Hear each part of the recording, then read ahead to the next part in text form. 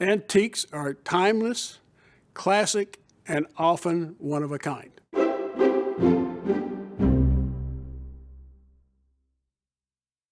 What defines antique? A rug must be at least 100 years old to qualify. At the time of production, most antique rugs were unique, one of a kind, though a few were woven in pairs. Most antique rugs were woven with wool or silk and colored with natural dyes. These old dyes are relatively easy to distinguish from modern synthetic dyes.